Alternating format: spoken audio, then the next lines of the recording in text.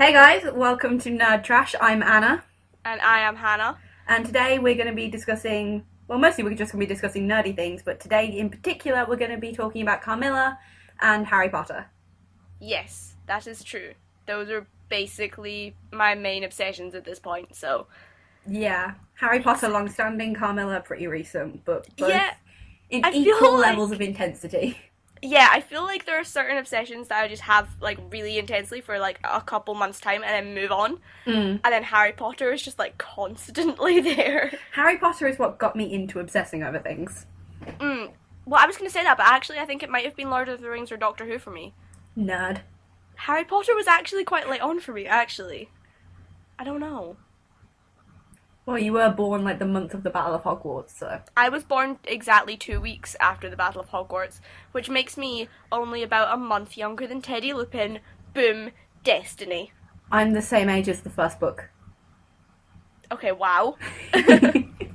Yeah. That's weird. Okay, so we're going to be spending 15 minutes talking about Carmilla and then 15 minutes talking about Harry Potter.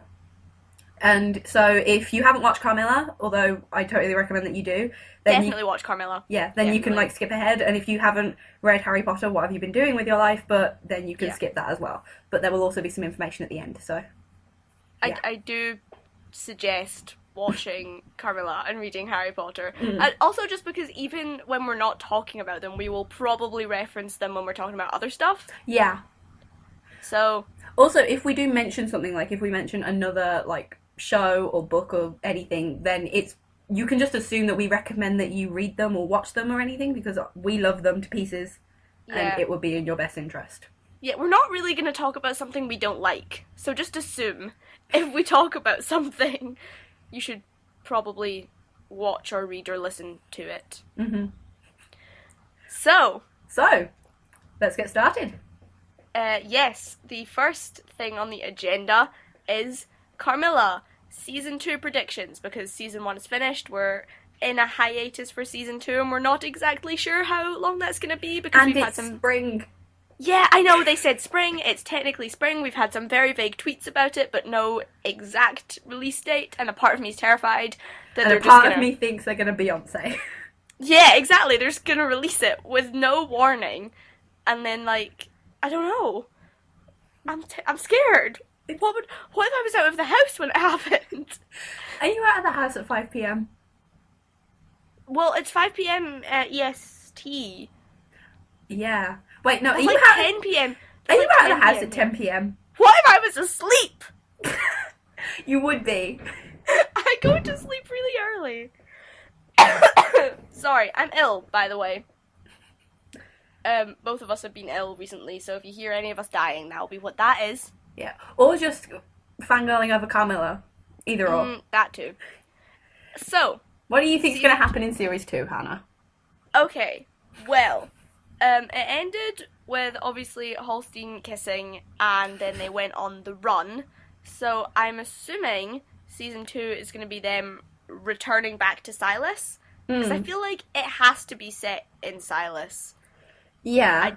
I don't think they can really change where it is, so they'll have to come back, and also because there's the Hungry Light ate the Dean and is now super powerful. That's not good. And also, Danny and Kirsch didn't go on the run with them, and I need them a lot.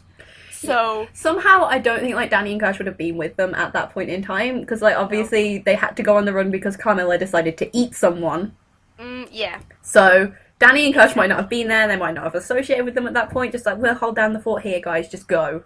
Exactly. I feel like the Zetas and the Summer Societies are the Summer Societies. The Zetas and the Summer Society are basically protecting the campus at this point, while Carmilla, Laura, Laugh, and Perry are on the run.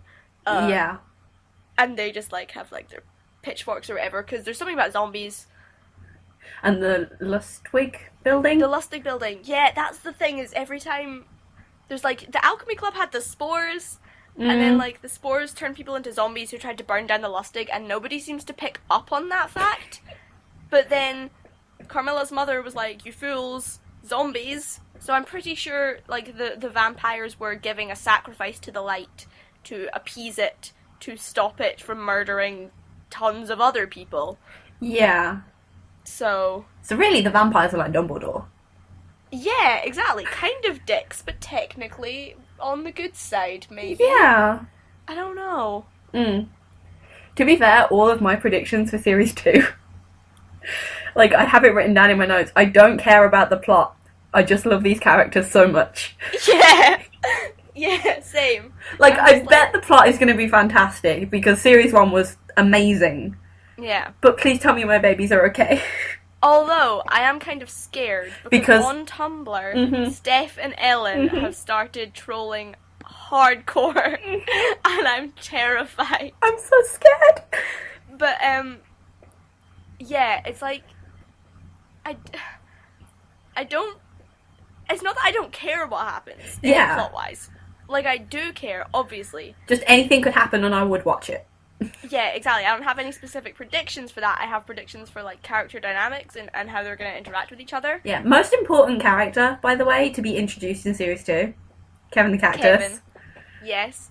This is something. If you have not been following us on Tumblr, Kevin the Cactus is a... Does he qualify as an OC? Does he really? A mix between an OC and a headcanon, I'd say. Yeah. Well, he's a character. It's not been proven that he's not in Carmilla because we never see Last Room. So, they could own a cactus. Yeah. I feel like we should explain. Kevin is a cactus that LaFontaine has, and sometimes they'll, like, talk to him. You know how people talk to inanimate objects and kind of bounce ideas off them? Kevin is that for laugh. And that's pretty much, like, we have, like, a whole story and stuff about it, but that's pretty much all you need to know. And if there is even any slight mentions of Kevin, like, or of any cacti in Series 2, we will be losing our minds.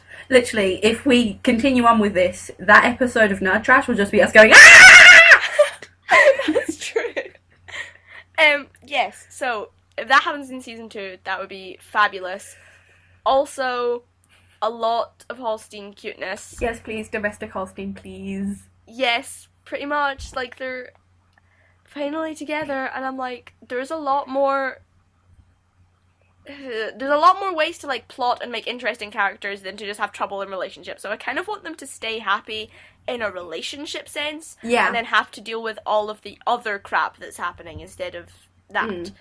But it's, like, also, I'm really looking forward to getting the, just slight domesticity of Holstein. Like, you have the plot going on, and then, like, maybe Laugh and Danny are talking about something in the background, and then you just have Carmilla and Laura looking worried, holding hands. Yeah. And it's just, like, that little thing, and I'll just be like, oh my god, they're holding hands, look at them. Adorable. Or just, like, Laura's just talking to the camera like she does, and Carmilla, like, is lying on the bed, and then she just gets up and, like, kisses Laura on the cheek and leaves, or something like that. Yeah. Something as simple as that. Because, like, they are pretty much in a relationship already, like, I mean, already before the kiss, because that happened, and it was amazing. But yes, the way that they were interacting after the whole puppet show thing, it was pretty much like they have this relationship set up. The only thing that really changes is the intimacy. Yeah. Like, they already kind of have, like, the dynamic of how they interact with each other and stuff. Kind of, yeah. I get what you're saying. Yeah, and I'm really looking forward to seeing that added into the show. Just, like, the casual things. Yeah. Like, yeah, it's really cute. Also, do you think Werewolf Danny is going to be a thing? I don't know, because I feel like if we do, then that's going to start this whole vampire versus werewolf kind of cliche trope thing. And a part of me is like, I don't know if they do that because that's kind of cliche. And another part of me is like, if they do that, they've proven to be, like, very good with taking kind of cliches and tropes and making them new and fresh and hilarious and funny. Well, like, so I don't know. I feel like they wouldn't do it in a serious kind of sense. Like, with Carmilla, you have the side of it that's really serious, like the hungry light, and you have all the plot stuff. And then you have the stuff that's not so serious, but still kind of dangerous if it was in our world, but it's not in theirs. Like, the whole Carmilla being a vampire thing, like, that's taken as sort of a joke. Even though really it means she's a murderous creature who's been luring people to their death. So I feel like the werewolf versus vampire thing would be similar to that. Yeah. Like, the whole Silas University is weird, and it's stuff like the lunch ladies will, like, kill you if you mention that their pies taste slightly too good to be made by a human being, or something like that. And, like, the laundry is done by gnomes, so it's not that far-fetched that people could be werewolves. And I feel like if they do it, it wouldn't even become a plot thing. It'd just be a throwaway line every now and again, like Danny and Carmilla just, like, sassing each other in the background. Yeah, exactly. I also feel like I like it as a fanon interpretation. I've read some like fan fiction where it's like there's like a war between the werewolves and the vampires and stuff like that. And it's pretty good, and there's some cool art and stuff that comes out of it. And also just the piece of art that is the thing where it was like, if I'm a bisexual and I'm in a relationship with a man, I'm still bisexual, and if I'm in a relationship with a woman, I'm still bisexual. And it was like, it's like if I'm a werewolf, and when I'm a human, I'm still a werewolf, and when I'm a wolf, I'm still a werewolf. And someone was like, so are bisexuals really werewolves? And then it was just Danny Lawrence. Yes, Danny, they are. By Danny is like headcanon that I am 100% with. I feel like Danny and Remus should start a little group and get t-shirts and stuff. The bisexual werewolf group. Yeah. Holy crap, I'm gonna draw it. Do it. I'm gonna draw that. We are actually 12 minutes in already, so... Yeah. Any one more thing I wanted to mention. Yes. Series 2, Laugh's gender. Yes, there has been confirmation that it's gonna be addressed more. Yes, which is exciting. There is actually, in the show, Laugh has only been referred to with they pronouns one time, and even then, Danny could have been talking about them and Perry. Yeah. I do love, though, that the fandom has, like, even though Laugh has she/her pronouns in Carmilla, the fandom has just gone, no. In fanfiction, it's they, them, because that's what they would be comfortable with. Exactly, like, that's what Caitlin uses, that's what Ellen uses, that's what Steph uses, that's, like, what everybody uses. And the thing is, if I go into a fanfiction and I see she/her, I actually just leave. I'm like, I don't care how good it is, I'm not going to read this. Every single fandom has something like that. You have your list of things, and if it crops up in fanfiction, you're just like, nope, bye. Yeah, and I feel like last gender should be discussed more, because it's representation. But the thing is, if it's like, the thing about like the relationships and stuff that worked was the fact that they were like LGBT, but you didn't even talk about it. It was just a thing. But the thing is, with Laugh's gender, like, non-binary representation, there isn't any. So if you're gonna have some, I feel like you need to make it explicit, because there are gonna be people out there who've never even heard of it before. Like, Caitlin had never even heard of it before until Carmilla. I didn't know that. Yeah, no, they said it in one of the interviews. But, like, it's so important, and there's going to be so many, like, people out there watching it who are going to see that and hear about the fact that you can be, like, somewhere that's not male or female, and then go, holy crap, that might be me. Yeah. And I think that's, like, really important and something that really should happen. Yeah, but I also think that when you came down in January, I think what I said still holds true, that Laugh wouldn't, like, especially as they're getting more comfortable with themselves, Laugh wouldn't really draw attention to it. Yeah. But then we got the poll of which places would you like to see other than Laura and Carmilla's bedroom, and Last Storm was on there.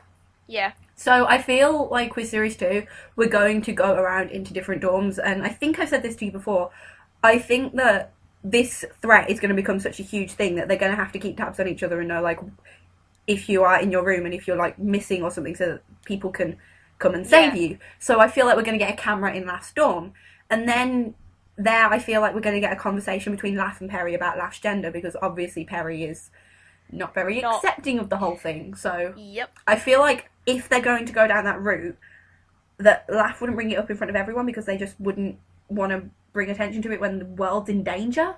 Like, Yeah. And until they were completely certain with themselves and comfortable and like, yo guys, do this piece. Laugh is very pragmatic and probably wouldn't feel the need to talk about it a lot of the time. And wouldn't want to do it on camera either. Yeah, exactly. And they're constantly focusing on things other than themselves, which is an admirable quality.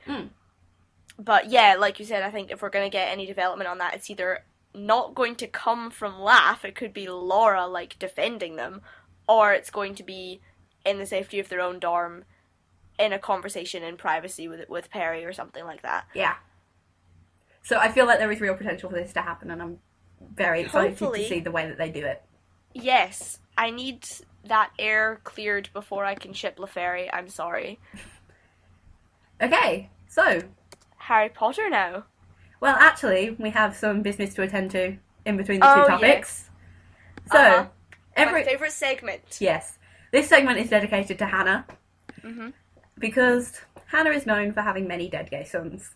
Yes. So, Hannah, who is your dead gay son of the week? My dead gay son this week is the most obvious Sirius Black. I love my dead gay son. Okay. So, moving on. Now Harry Potter. Harry That's a nice little segue, because Harry Potter character. Yeah. So, with Harry Potter, there's obviously, like, a plethora of things that we could talk about because it's such a vast world and just so much that's there. But we wanted to focus on today Hermione's flaws, because if you've only watched the movies, which some people have, why, guys, read the books, then you really don't get to see any of Hermione's flaws. And she has, like, quite a few, and all of them flesh out her character so much. And some of them are ones that you wouldn't really expect the kind of bookwormy character to have. Like her ruthlessness. Yeah, exactly. She set a teacher on fire when she was 11. Well, that fire was like the bluebell fire, or the jar fire thing. Yeah, I know. That doesn't actually burn. So... Okay, fine, but she did lock a reporter in a mason jar. And keep her there for a really long time. Yeah. Like... And she did she punched Draco in the face. She slapped him in the books. Oh, yeah. She slapped him. And then she confronted Cormac. Yeah. It's just... she's done a lot of things that are quite questionable. Actually, yeah. And then there's that bit in the 5th... I think it's in the movie where Hermione's like, this is quite exciting, breaking the rules. And Ron is like, who are you and what have you done with Hermione? And I'm like, have you been reading the series? Yeah. She breaks the rules all the time. It's like, I think Hermione has two sets of values, and the one is classroom values, where she will follow the rules and she will do what she can to get her grades. But when it comes to her personal life, she's like, I need to do everything I can to protect my friends and protect what I value. And if you stand in my way, then I'm sorry, but bye. Yeah, she's like... I feel like she has no problem with following the rules if she sees why they're there, and she, like, understands that they're for her benefit, which in terms of education, oftentimes it is. But then when her education, she doesn't see why the rules are being changed. For example, with Umbridge, she has no problems breaking them. And then in life and the greater Hogwarts and stuff, sometimes she sees that it's worth breaking rules. You have to. Yeah. So, yeah, I think she kind of, if she can see why she has to do something, she's perfectly happy doing what she's told. But if she doesn't, no chance. And a perfect example of that, actually, is in the 5th book, when they're actually planning the DA. She starts off and she's like, Umbridge is an awful teacher, this is what's going to be best for my education and my friends' education and just protecting ourselves in general. She's like, yeah, let's start the DA. And then Sirius is like, yeah, that's a great idea. And she's like, wait. He wouldn't do something for his own education, he'd do something for his own enjoyment. And then she starts to question it, and it's like, why has this rule been put in place? Why is this happening? And she does get talked into doing it, but it's just, she starts to question it, and she starts to, like, go through it in her mind. And I think she goes through that process of, is this going to be beneficial for everyone?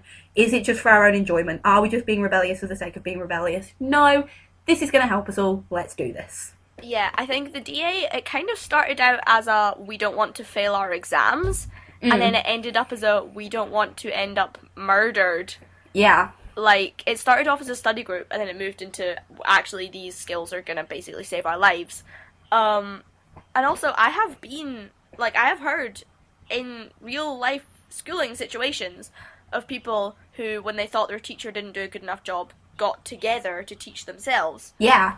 Like, it's something that real students do, because sometimes I've done it. If your teacher's not good enough, sometimes the class just has to take it upon themselves, which really shouldn't be a thing. You would have thought teachers would be able to teach. It's actually, like, not to go off topic or anything, but it's actually kind of a big issue because we have, especially because I go to a grammar school, so the kids there are known for being quite like Hermione, like, you know, very aware. Posh. Well, no. No, well, yeah, there are quite a few, yeah. Anyway, we're very aware of our education and the benefits it will have for us, and we have been since like year 7, most of us. And so kids will go off and they'll teach themselves and they'll learn the whole topic, and then the teachers don't get any like backlash from it because we're getting good grades, so obviously they're good teachers.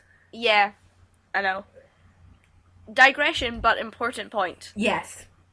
So, Hermione Granger, we've talked about the whole ruthlessness thing. Which is true. She's like very brutal, and also I think this is kind of another flaw as well, but she can get very emotional. And she, like, when her emotions overpower her, she suddenly loses that logic and loses that pragmatism that she has. Well, there's that... Did you see that rule on Tumblr? It was like, rules of Harry Potter. A, Ron is always wrong unless he's making a joke. B, Hermione's always right unless she's emotional. Yeah. Like, Hermione lets her emotions overtake her a lot of the time. And in the movies, you don't see that. One of the prime examples that I'm aware of is the Devil's Snare in the Philosopher's Stone, where in the book she's panicking and she can't remember the spell. Or she can remember that they don't like light, but she can't remember how to do it, and she's the one panicking. Yeah. And then Ron is the one that reminds her, you can use a spell, you know. Meanwhile, in the movies, Ron is panicking and she has to guide him through it, because getting rid of Hermione's flaws also does an injustice to Ron. Yeah, definitely.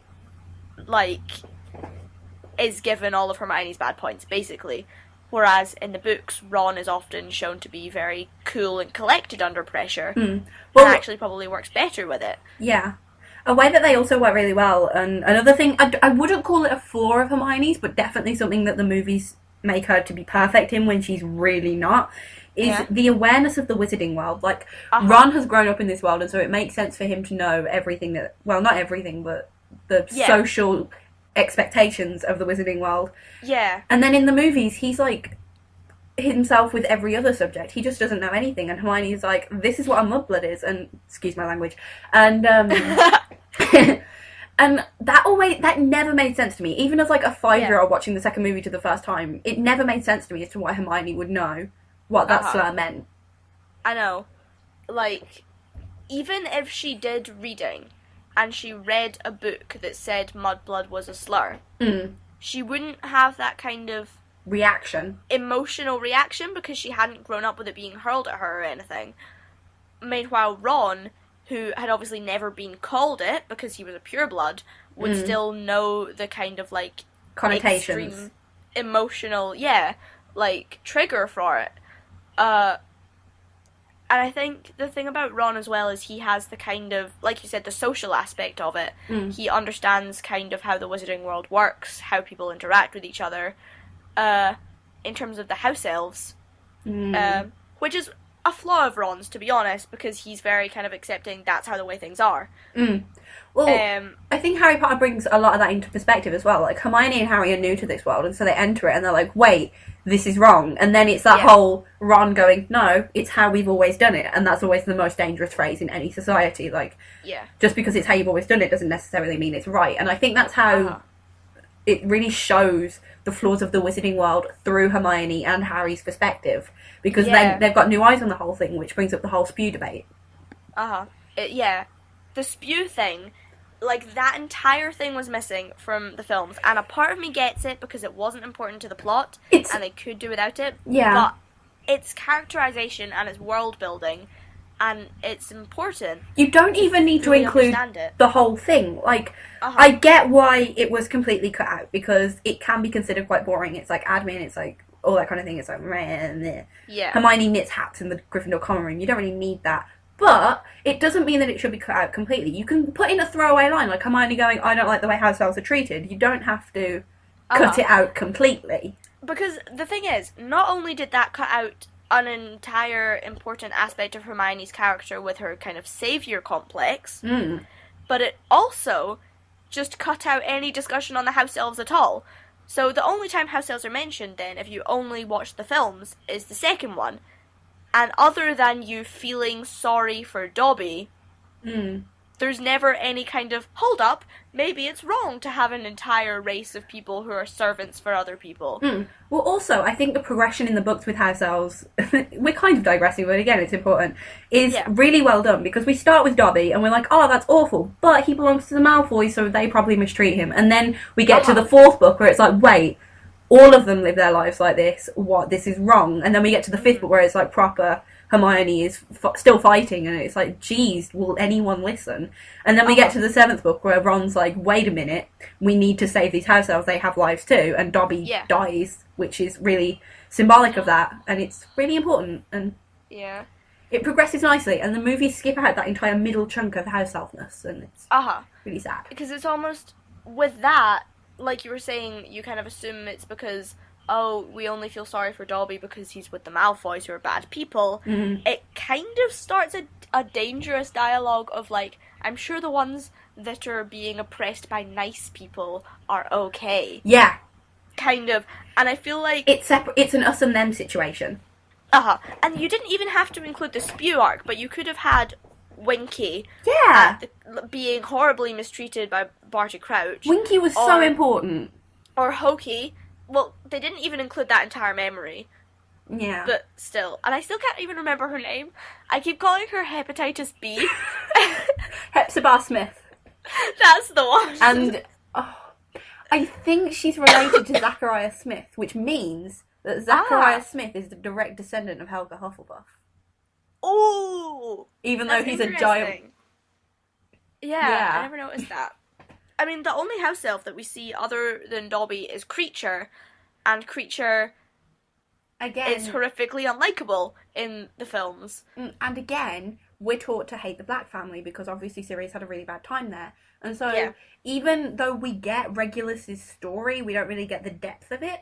And it's another addition to the Malfoys mistreating Dobby, and the Blacks would mistreat Creature, and it's like, oh, well, if I had a house elf, I'd never do that, so it's fine. Yeah, exactly.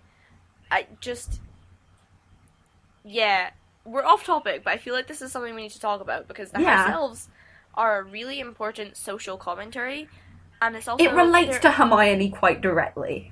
Yeah, as well. That's true, because Hermione is the person who basically has the entire zeal to try and fix that. Because of her flaws in her nature, like her kind of like bossiness, I guess, or like forcefulness, she tries to force it down people's throats, and people just completely back away from it, like, no. Yeah, she doesn't go about it the right way, because it's almost... Right. I feel like it's kind of like being a straight ally. Because it's kind of like she technically has her heart in the right place. And she's working for a good cause. But she thinks that her voice is the one that needs to be heard instead of the people who she's actually trying to help. Yeah. And she's, like, telling them what they should want. That's a really good analogy. Woo! Well done. Thanks. It's true, though. And, like... Yeah, Hermione has this kind of savior complex, and people always think it's Harry who has a savior complex, because she actually says to him something like, "Don't you think you have a saving people thing?" But Harry's is more like saving people in like life or death situations, and Hermione's is like, "I must change the world by myself. Only I can carry the burden on my shoulders," kind of. But also, I think we forget that when she started SPEW, and I'm not excusing her at all, because obviously she's going to mature afterwards, but she started it when she was 14. Yeah. Which is still impressive. Like, and even though it's problematic and she shouldn't, like, have her voice over the house elves, she's going to, like, develop into someone who knows about the issues, has fought for the issues before, but knows when to back down, because she's going to mature and she's going to see that. And J.K. Rowling has said that after book 7, she goes on to get house elves their rights. Yeah. So I feel like seeing that would be really interesting, but it's not going to get written or talked about, because... I know, the best we'll get is, like, a Pottermore thing, and who even goes on Pottermore anymore? The only time I go on Pottermore is when everyone's freaking out because J.K. Rowling has put a big thing on there. Yeah, like the Quidditch World Cup thing, or Draco Malfoy's side of the story. Yep. I think those are the only two, actually. McGonagall. Oh, yeah, no. I read McGonagall's thing as well. Well, it was the same chapter as the Sorting Hat, and everyone wanted to be sorted, so... Exactly. Yeah. Ravenclaw first time. Same. High five. Yeah. Boom. I feel like we should probably say, for people who are listening, we're not actually in the same room. We're not even in the same country. That's true. I'm from Scotland, if you can't tell by my actually quite middle-class accent. I'm from England, and my middle-class accent fits with that stereotype. It's true. So... Maybe if I get sufficiently angry, I might slip into you just can't make a blog called Kill Harry Styles version. But we're trying to make it kid friendly with the swears here. So I'll be like, you flippin' flip bum. Okay. We're at 31 minutes. Yeah. So we haven't really reached a conclusion to the Harry Potter thing, so we're just going to say basically read the books. Yeah, basically. If you read the books, you will see Hermione's flaws, you will see the way that her character develops, and it's beautiful, so you should really go and do that. All of the characters' arcs are really interesting in the books, and I understand, like, if you can't read or something, but audiobooks are a thing. Stephen Fry. Stephen Fry is great. I heard him reading the epilogue. Sometimes I just listen to and cry. Have you heard him reading the epilogue with leaving Hogwarts in the... It's more emotional than reading it for me. Because when you're reading it, you have to try and, like, calm yourself before you read the next sentence. Because you can't see through your tears. But when you're listening to it, it waits for no one. It's just relentless. You're just like, no, I'm not ready yet. Okay, so, next week... we're going to be talking about Percy Jackson and Ruby. So, again, if you haven't read or watched them, please go and do that. They are pretty fab. Yes, exactly. You can find Percy Jackson in places that sell books. And you can find Ruby on the Rooster Teeth website or YouTube. Also, don't bother watching the Percy Jackson movie. We have opinions about that. Okay. So, thank you for listening to Nerdtrash. Episode 1. Episode 1. Of hopefully many. Yeah, we're going to try and get one up once a week. Yep, Sundays. Sundays, because nothing ever happens on Sundays. No post on Sundays. Exactly. Except for this one. Oh, except we are the post on Sundays. Yeah, delivering your nerdy discussions to you. Exactly. Yay. So, yes. Oh, and also I'm Ravenpuff Slitherdoor on Tumblr. And I am Ace Sirius, as in Sirius, who is Ace. Cool. So if you want to follow us, please I feel like I have to say that, because it's like Ace Sirius. It's like A Sirius. So like Ace Sirius. Anyway, follow us on Tumblr. We may actually make a Nerdtrash blog, possibly. Yeah. It'll go in a tag of some form, so... yeah. So, watch out for that. And we will see you... next week. Next week. Yeah. Goodbye. Bye.